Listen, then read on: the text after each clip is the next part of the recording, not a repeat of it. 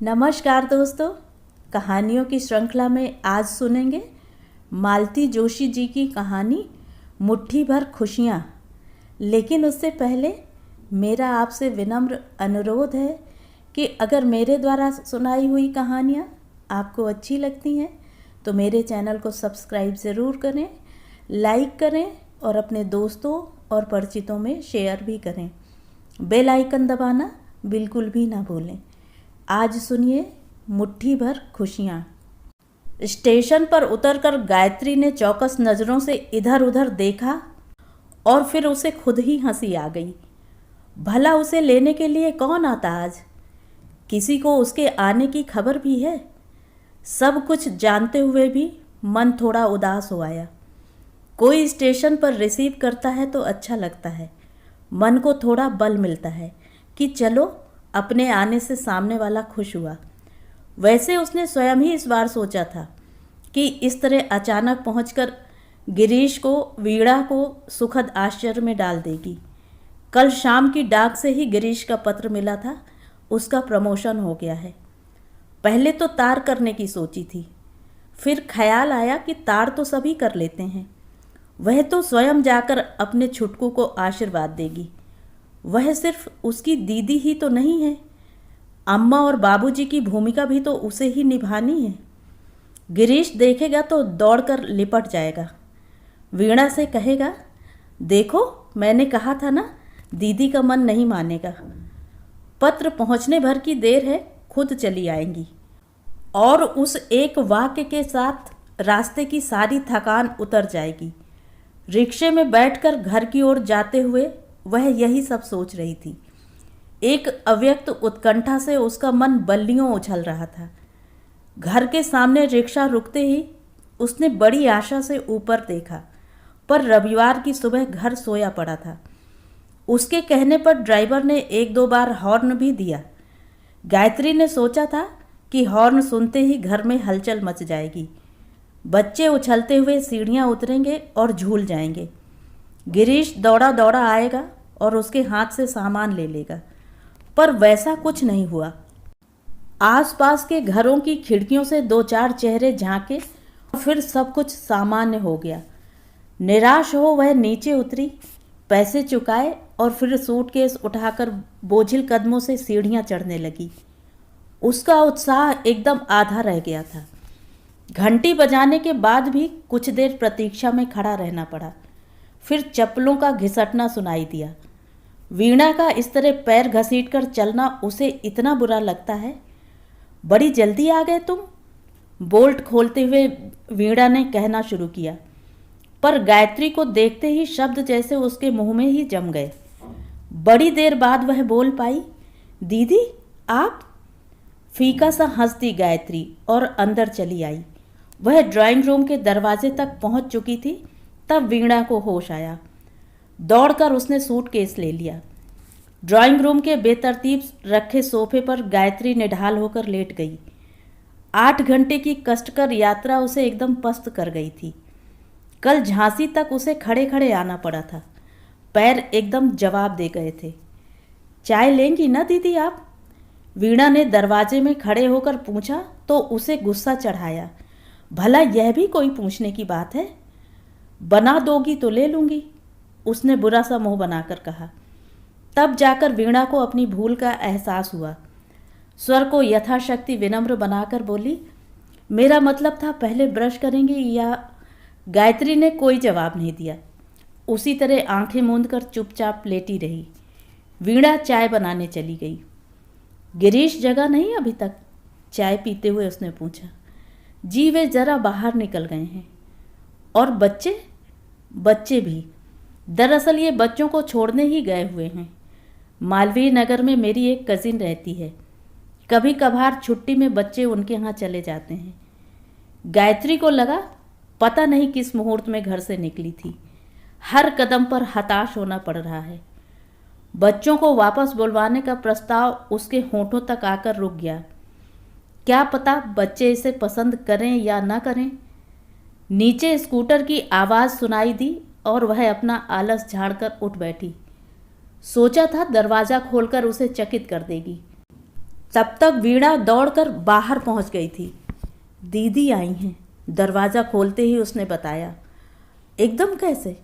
गिरीश ने फुसफुसाकर पूछा। मुझे क्या पता, वीणा बोली। खिड़की से सब कुछ देख सुन लिया था गायत्री ने, पर वह बड़ी शांत मुद्रा में सोफे पर आकर बैठ गई। गिरीश भी अंदर आया। तब वह चेहरे का असमंजस पहुंच चुका था। आते ही उसने दीदी के पांव छुए। तब गायत्री को याद आया कि वीणा ने उसके पांव नहीं छुए थे। अचानक पहुंचकर उसने इतना भौचक्का कर दिया था वीणा को कि साधारण शिष्टाचार भी वह भूल गई थी।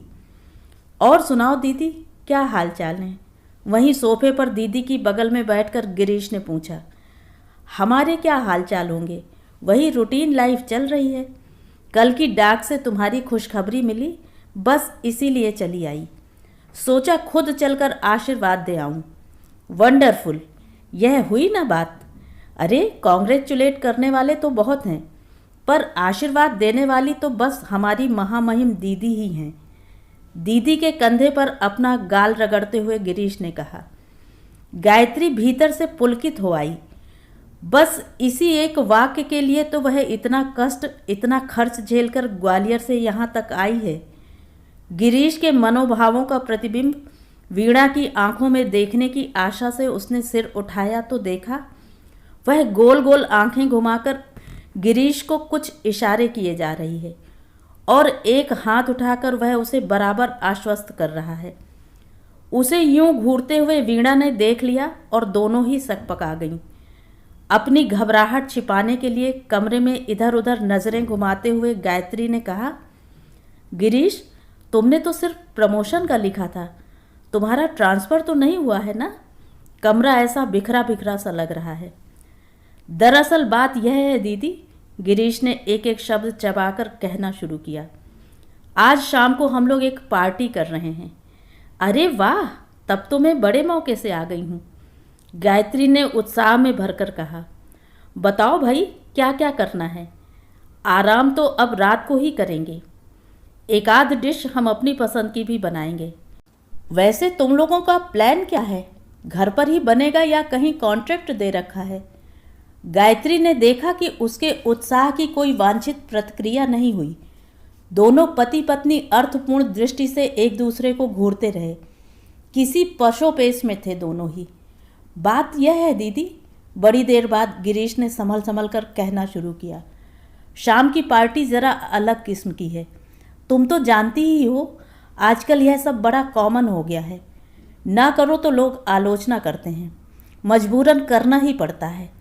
इसीलिए तो बच्चों को भी बाहर भेज दिया है। तुम्हारे आने का पहले से पता होता ना तो किसी और दिन रख लेते, पर अब तो बड़ा मुश्किल है, कार्ड्स तक बढ़ चुके हैं। अरे नहीं, मेरी वजह से पार्टी कैंसिल मत करो भाई, गायत्री ने कहा। पर बच्चों को बुला दो, उनके बिना घर बड़ा सूना लग रहा है। तुम लोग तो सेलिब्रेट करो और खुशी के मौके पर बच्चे यहाँ वहाँ घूमते रहें। यह क्या बात हुई भला?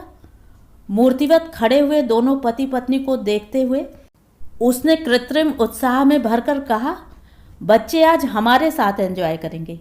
शाम को हम लोग पार्क में जाएंगे, शॉपिंग करेंगे, कॉफ़ी हाउस में डोसा खाएंगे, फिर सेकंड शो देखकर रात 12 बजे लौटेंगे। तब तक तो फ्री हो जाओगे ना? सुबह की छत्तीसगढ़ से मैं लौट जाऊंगी। अब रात का सफ़र नहीं करूंगी, बहुत थकान हो जाती है। गिरीश एकदम उछलकर खड़ा हो गया। देखो वीणा, मैं हमेशा कहता हूँ ना, दीदी इज़ अ स्पोर्ट। मैं अभी फ़ोन करके आया। और वह बच्चों की तरह दौड़ता हुआ सीढ़ियाँ उतर गया। दीदी, आप नहा लीजिए तो थोड़ा फ्रेश हो जाएंगी, तब तक मैं नाश्ता बना रही हूँ, वीणा ने कहा। अब उसका स्वर और चेहरा दोनों ही सामान्य हो गए थे। दीदी के अचानक आगमन से जो तनाव भर गया था वह दूर हो गया था।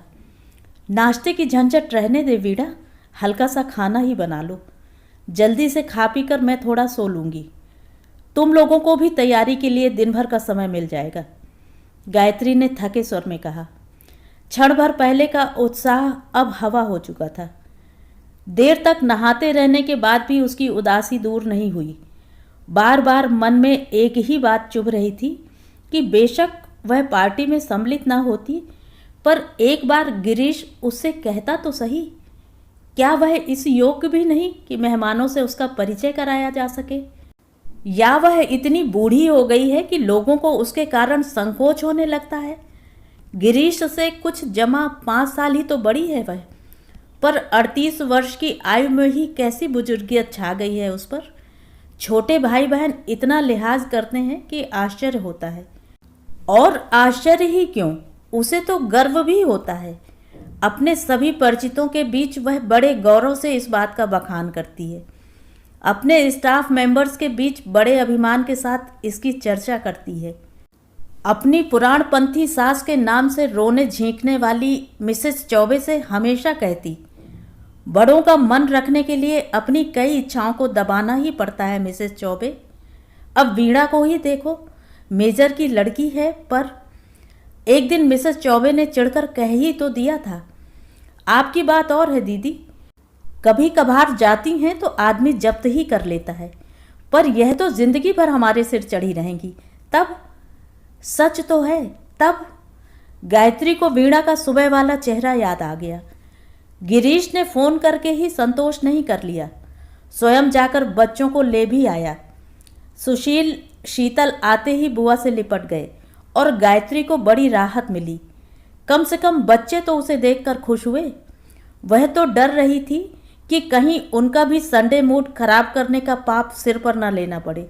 वीणा ने उतनी सी देर में खूब अच्छा सा खाना बना लिया था, कचौड़ी भी, हलवा भी, दीदी की पसंद के लौकी के कोफ्ते भी। शाम के लिए आई बंगाली मिठाई भी परोसी गई थी। अरे वाह, तुमने तो हमारी दावत ही कर दी, गायत्री ने कहा तो वीणा नई दुल्हन की तरह शर्मा गई। अब उसका मूड काफ़ी अच्छा हो गया था। वह बेतकल्लुफ़ होकर शाम के मेन्यू के बारे में, मेहमानों के बारे में चर्चा कर रही थी। गिरीश भी खुलकर इधर उधर की बातें कर रहा था। एकाएक उसने पूछा, तुम्हारी विराज दीदी नहीं रही ना दीदी? बंगाली मिठाई कुनैन की सी कड़वी लग उठी अचानक। क्या हो गया था उन्हें? गिरीश पूछ रहा था। गायत्री ने उसे कुछ देर तक ध्यान से देखा, फिर धीरे से बोली, एक्सीडेंट हो गया था। तुम्हें लिखा था मैंने, तुम्हारा पत्र भी पहुंचा था। अरे हाँ, याद आ गया। बच्चे वगैरह हैं ना उनके? हाँ, 2 लड़कियां हैं, रूबी और रोज़ी। तुझे शायद याद नहीं, रूबी को पढ़ाया भी है तुमने कुछ दिन। ओह यस, अब तो काफ़ी बड़ी हो गई होंगी। पार्ट 1 किया है इस वर्ष। परीक्षा के दिनों में मेरे पास ही थी दोनों। ठीक उन्हीं दिनों तो उनकी माँ की डेथ हुई थी। आपके उनके बड़े अच्छे टर्म्स थे ना दीदी? वीणा पूछ रही थी। गायत्री ने आश्चर्य में भरकर फिर एक बार गिरीश को देखा। क्या सचमुच इसने वीणा को कुछ भी नहीं बताया है, या उनके दाम्पत्य जीवन में इन गैर जरूरी बातों के लिए समय ही ना रहा हो? और उनके पति, क्या नाम है? मिस्टर कुमार, वे कहाँ हैं आजकल? कहीं जम गए हैं या वही पुराना टूरिंग जॉब चल रहा है? जॉब तो वही है, पर बच्चों को भाई भाभी के पास आगरा छोड़ा हुआ है आजकल। सुना है दशहरे पर अपने ही रिश्ते की एक बाल विधवा से शादी कर रहे हैं। कहते कहते आवाज़ उसके गले में फंस सी गई। So early? गिरीश और वीणा दोनों आश्चर्य से भर गए। उनकी प्रतिक्रिया पर गायत्री को विशेष आश्चर्य नहीं हुआ। वह सारी टीका टिप्पणी चुपचाप बैठी सुनती रही। इन सब बातों को सुनते सुनते उनके कान पक गए हैं। सभी जगह पर यह समाचार एक धमाका उत्पन्न करता है और फिर तुरंत ही धुआंधार आलोचना शुरू हो जाती है। हर बार वह ईश्वर को धन्यवाद देती है कि इस सनसनीखेज नाटक की खलनायिका वह नहीं है, नहीं तो कसर ही क्या रह गई थी। दीदी, आप बहुत थक गई हैं, थोड़ा सा सो लीजिए। उसे गुमसुम देखकर वीणा ने ममता भरा आग्रह किया। गिरीश ने फुर्ती से उठकर बच्चों वाले कमरे में उसका बिस्तर लगा दिया, अपने हाथ से मच्छरदानी ठीक की और बच्चों को जबरदस्ती बाहर खींचकर ले गया। अब सोने के अतिरिक्त कोई चारा ही न था, लेकिन कमरे का एकांत उसे काटने लगा। पता नहीं आजकल उसे क्या हो गया है, हर समय लोगों से घिरी रहना चाहती है। जरा अकेले पड़ते ही मन टूटने लगता है। पिछले महीने तो गीता को पत्र भी डाल दिया था कि आशीष और मनीष को मेरे पास छोड़ दो। वह शायद तैयार भी हो जाती, पर उसकी सास भला पोतों को आंखों से दूर होने देती। फिर गार्गी को लिखा कि पश्चिम का वातावरण लड़कियों के योग्य नहीं है। नवीन को चाहे तुम अपने पास रखे रहो, पर नूतन को किसी के साथ यहाँ मेरे पास भेज दो। गार्गी ने उत्तर में लिखा था, दीदी हमें कौन यहाँ अमेरिका में ज़िंदगी भर रहना है, सिर्फ 5 साल की ही तो बात है, फिर तो अपने महान देश में लौटना ही है। नूतन के जीवन में फिर कभी यह संयोग न बना तो जिंदगी भर हमें कोसेगी। अब यहाँ से सुशील या शीतल को साथ ले जाने का प्रस्ताव मन में लेकर आई थी, पर हिम्मत ही नहीं पड़ रही थी। बच्चे यहाँ जिस तरह का जीवन उपभोग कर रहे थे वह उसके यहाँ कहाँ संभव था। वीणा ही इसके लिए क्यों तैयार होगी। बहनों की अस्वीकृति को तो उसने चुपचाप झेल लिया, पर वीणा अगर इनकार कर देगी तो बहुत अपमानित अनुभव करेगी वह। अप्रैल में विराज की दोनों लड़कियां उसके यहाँ आ गई थीं। रूबी की परीक्षा तो मई के अंत तक खिंच गई थी। छुट्टियों में कहीं जाना नहीं हो पाया था, पर बुरा नहीं लगा था। दिन कैसे बीत गए पता ही नहीं चला था। किसी के लिए जल्दी घर लौटना, सुबह शाम खाना बनाना, नाश्ता तैयार करना, सोते समय जबरदस्ती दूध पिलाना, सब इसी घर में रहकर पढ़े थे। पर तब यह सब करने के लिए माँ थी, वह तो सिर्फ कमाने भर की हकदार थी। गार्गी गीता की शादी हुई, गिरीश नौकरी पे आ गया और माँ ने आंखें मूंद ली, जैसे उनका कर्तव्य समाप्त हो गया हो। अपने सब कर्तव्यों से निपटने की इतनी जल्दी थी उन्हें कि गीता को 18 पूरे भी न करने दिए। पर गायत्री की किसी ने चिंता नहीं की। माँ जीवित रहती तो शायद उनकी जिद के कारण गायत्री की शादी हो भी जाती, पर 28 वर्ष की अल्पायु में उसे घर की बड़ी बूढ़ी बनाकर माँ चली गईं। तब से यह निपट अकेलापन ही उसके हिस्से में आया है। गीता वहाँ पास ही में शिवपुरी में ब्याही है, पर बड़ी बहन है वह, इसलिए बार बार वहाँ जाना तो दूर, वहाँ का पानी पीना भी उसके लिए पाप है। गार्गी के घर का वातावरण उतना दकियानूसी नहीं है, पर वह स्वयं जाकर इतनी दूर बस गई है। ले देकर एक गिरीश का घर रह जाता है, पर छुट्टियों में अक्सर वीणा भी बच्चों को लेकर माँ के पास चली जाती है। गायत्री फिर अकेली पड़ जाती है। विराज, हाँ विराज जरूर अपनी थी। पूर्व जन्म के किसी संयोग से ही वह आ मिली थी, नहीं तो स्टाफ में इतनी टीचर्स थीं, पर हर एक से मन थोड़े ही मिल पाता है। बहनों के बिछोह का दुख, माँ के देहांत का शोक उसने विराज के बल पर ही झेला था। उसने और उसकी फूल सी दोनों बेटियों ने ही उसे उबार लिया था। कुमार साहब अक्सर बाहर रहते, इसलिए वक्त बेवक्त कुछ देखना नहीं पड़ता था। जब मन करता वहाँ पहुँच जाती थी। हमेशा हंसती मुस्कुराती विराज को काल कितनी क्रूरता से उठा ले गया था। अब भी याद आता है तो दिल दहल उठता है। मृत्यु उसने पिता की भी देखी थी, पर वे बीमारी से इतने जर्जर हो चुके थे कि उनकी मृत्यु सभी को त्राण दे गई थी। माँ भी शायद मन से तो कब की मर चुकी थी। शरीर घिसट रहा था, सो एक दिन वह भी समाप्त हो गया। लेकिन विराज, ओफ, उसके पति के रिश्तेदारों के आने तक वह किसी तरह सब संभाले रही। उसने लड़कियों को अपने घर के पास फटकने तक न दिया था। परीक्षा के बाद जाने से पहले जब उस सूने घर में सामान समेटने के लिए पांव रखा तो लड़कियों से लिपटकर वह स्वयं भी इतना रोई जैसे विराज की अर्थी अभी अभी उठी हो। अकेलेपन का एक भयानक एहसास उस दिन पहली बार हुआ। जुलाई में विराज के कुछ क्लेम्स लेने के लिए कुमार साहब आए थे। उसने उन्हें खाने के लिए घर पर आमंत्रित कर लिया। पुराने संबंधों के खातिर इतना तो करना ही था। चलते समय फिर कितना विचित्र प्रस्ताव रखा था विराज के पति ने। वह तो सन्न रह गई थी। रोष से तमतमा गया था उसका चेहरा। तमक कर बोली, उसकी चिता तो ठंडी हो जाने देते आप। यही सोच लीजिए कि उसकी जगह आप ही अचानक चले जाते तो क्या वह ऐसा दुस्साहस कर पाती। आप गलत जगह आ गए हैं कुमार साहब। आप उसके साथ विश्वासघात कर सकते हैं, मैं नहीं। उनसे कुछ जवाब नहीं बन पड़ा था। चुपचाप उठकर चले गए थे। रूबी का रिजल्ट आया तो गायत्री ने ही तार द्वारा उसे सूचित किया था। उसे ही सबसे ज़्यादा चिंता थी उसकी, पर 2 शब्दों का धन्यवाद पत्र भी नहीं आया। लगा जैसे इतने किए कराए पर पानी फिर गया। अगस्त के शुरू में एक दिन मिसेस खोसला ने स्कूल में बताया कि रूबी आई है सर्टिफिकेट्स आदि लेने के लिए। गायत्री का राखी के लिए बाहर जाने का अंदेशा था, इसलिए मिसेस खोसला के यहाँ ठहर गई है। बहुत अपमान सा लगा उसे। स्कूल से छूटकर सीधे मिसेस खोसला के घर गई और उसे लिवा लाई। गायत्री को मना कर दे इतना साहस रूबी में नहीं था। डैडी ने मना कर दिया था ना यहाँ आने के लिए। घर पहुँचते ही गायत्री शुरू हो गई।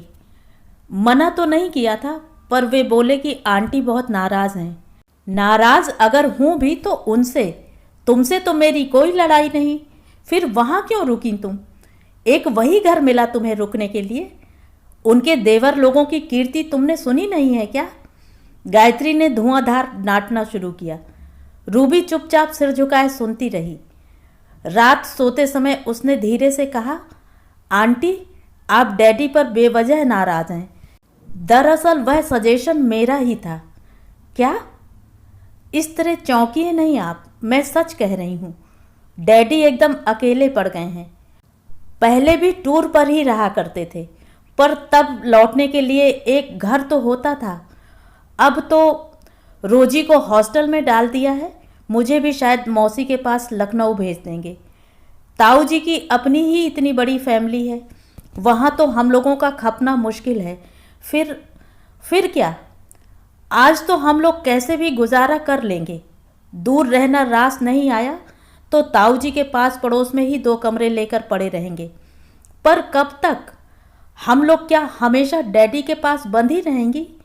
कल को हम लोगों की शादी हो जाएगी, तब उन्हें देखने वाला कोई नहीं रहेगा।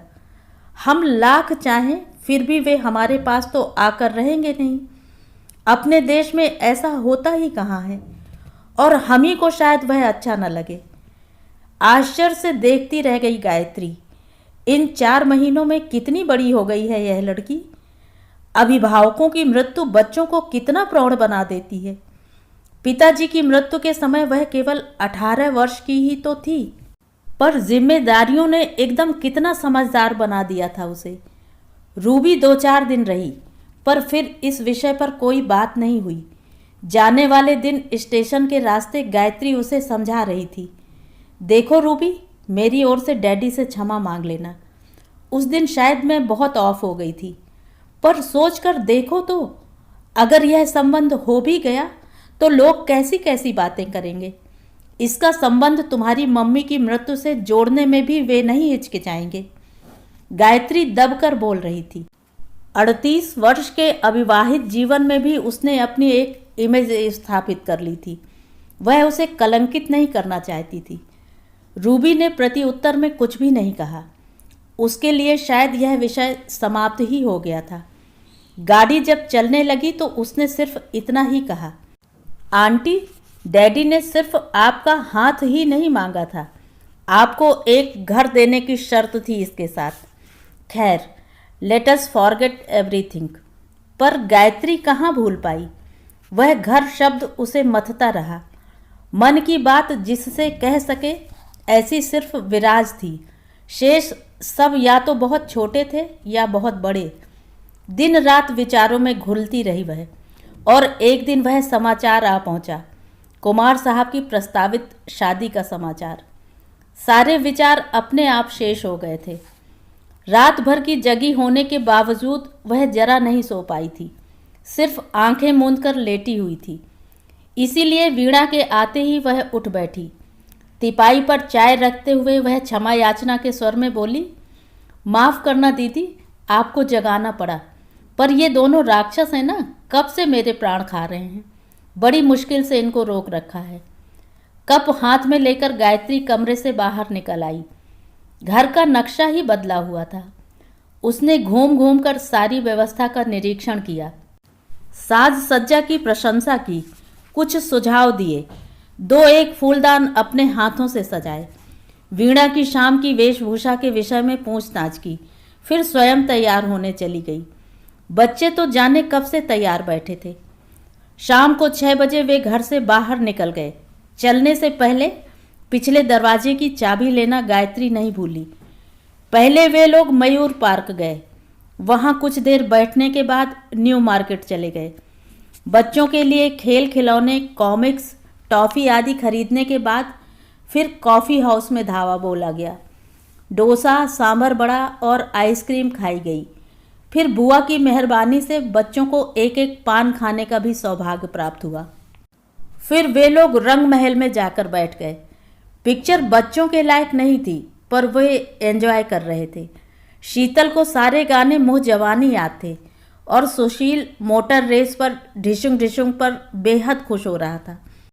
वे लोग घर लौटे तो 12:30 हो रहे थे। धीमे कदमों से सीढ़ियां चढ़कर वे लोग पिछले दरवाजे से घर में दाखिल हुए। घर एकदम शांत था, पर वातावरण में सिगरेट तथा दूसरी चीज़ों की गंध इतनी तीव्र थी कि लगता था लोग अभी अभी उठकर गए हैं। बच्चे इतने थक गए थे कि बिस्तर पर पड़ते ही सो गए। आज का दिन उनका बहुत अच्छा बीता था। जूते उतारते हुए सुशील ने अचानक कहा था, बुआ तुम यहीं रह जाओ ना, सच तुम आती हो तो बहुत अच्छा लगता है। अभी नहीं, पेंशन के बाद रहेंगी, है ना बुआ? शीतल ने भोलेपन से पूछा था। पेंशन? 8 साल की लड़की के मुंह से यह शब्द उसे अजीब सा लगा। उसके गालों पर एक चपत लगाते हुए उसने कहा, जानती भी है पेंशन क्या होता है? मैं पेंशन लूँगी तब तक तो तू ससुराल पहुँच जाएगी, पर पेंशन के बाद हमारे ही यहाँ रहोगी ना, मम्मी कह रही थी। बच्चों के सो जाने के बाद भी वह बड़ी देर तक सोचती रही कि उसकी पेंशन की बात आज किस संदर्भ में उठी होगी। क्या वीणा के मन में अभी से उसकी रिटायरमेंट का खौफ बैठ गया है? क्या वह इतनी बूढ़ी हो गई है कि उसकी पेंशन की चर्चा होने लगी है? सच भी तो है, पेंशन के बाद रहने के लिए दूसरी ठौर ही कहाँ है। वह खुद ही तो अक्सर कहती है गिरीश से, भैया रे, अपने बंगले में एक कोठरिया मेरे नाम की भी बनवाना, मैं उसी में पड़े पड़े तुम्हारे नाती पोते खिलाया करूँगी। कैसा दयनीय वक्तव्य है यह उसका। जीवन भर सबके लिए खटने के बाद यही असहायता उसके हिस्से में आई है। दूर कहीं घड़ी का अलार्म सुनाई दिया और उसकी आंखें खुल गईं। कलाई घड़ी में देखा 5 बज रहे थे। अभी उठ जाती तो शायद छत्तीसगढ़ एक्सप्रेस आराम से मिल जाती, पर थके हारे घर को मीठी नींद से जगाना उसे अच्छा नहीं लगा। वह अपने बिस्तर पर वैसी ही अलसाई पड़ी रही। शाम की बस से चली जाएगी या फिर रात को जीटी से, क्या फ़र्क पड़ता है? वहाँ कौन प्रतीक्षा में बैठा है? एक दिन की छुट्टी ही तो मारी जाएगी बस। धूप जब खूब फैल गई और घर में कुछ हल्की सी हलचल शुरू हुई, तभी वह कमरे से बाहर आई। वीणा उठ आई थी और बिखरे घर को समेट रही थी। पिछले दिन की थकान आंखों पर तैर रही थी। आपकी ट्रेन छूट गई ना दीदी? वीणा ने कहा। मैं अलार्म लगाकर सोई थी, पर आप इतनी देर से सोई थी कि जगाने की इच्छा ही नहीं हुई। वैसे भी कल पूरा दिन इतनी हड़बड़ाहट में बीता कि आपके पास 2 मिनट ढंग से बैठ भी न पाई थी। कैसा रहा कल का कार्यक्रम? बहुत अच्छा। तैयारी तो वैसे सब कर ही ली थी, पर आपके आने से इनका उत्साह दुगना हो गया था। हर किसी को बड़े फक्र से बता रहे थे कि मेरी दीदी इतनी दूर से चलकर मुझे आशीर्वाद देने आई हैं। खुशी से गदगद हो आई गायत्री। भाई के लिए ढेर सी ममता उमड़ आई मन में। वात्सल्य भरे स्वर में बोली, उठा नहीं अभी तक? दफ्तर की छुट्टी है क्या आज? छुट्टी तो नहीं है, पर आज तड़ी मारने का इरादा है। वीणा हंसते हुए बोली, कह रहे थे बच्चों को तो दीदी ने पिक्चर दिखा दी और हम क्या सूखे ही रह जाएंगे। आप अपना पर्स संभाल कर रखिएगा दीदी, ये धावा बोलने ही वाले हैं। कहते हैं प्रमोशन मेरा हुआ है और इनाम बच्चे लूट रहे हैं। यह तो सरासर अन्याय है। अरे वाह, बच्चों से क्या दुश्मनी? तुम्हें किसी ने मना किया है? जो जी चाहे मांग लो, पर इस कुंभकर्णी नींद का पीछा तो छूटे पहले। और सचमुच गिरीश यदि इस क्षण स्वर्ग का राज्य भी मांगता तो उसे मिल जाता। गायत्री बहुत प्रसन्न थी उस समय। आनंद के इन क्षणों के लिए वह अपनी बची खुची जिंदगी भी होम कर देगी, बहुत खुशी से, बिना किसी शिकवे के। तो ये थी कहानी। कहानी आपको कैसी लगी कमेंट करके ज़रूर बताएं।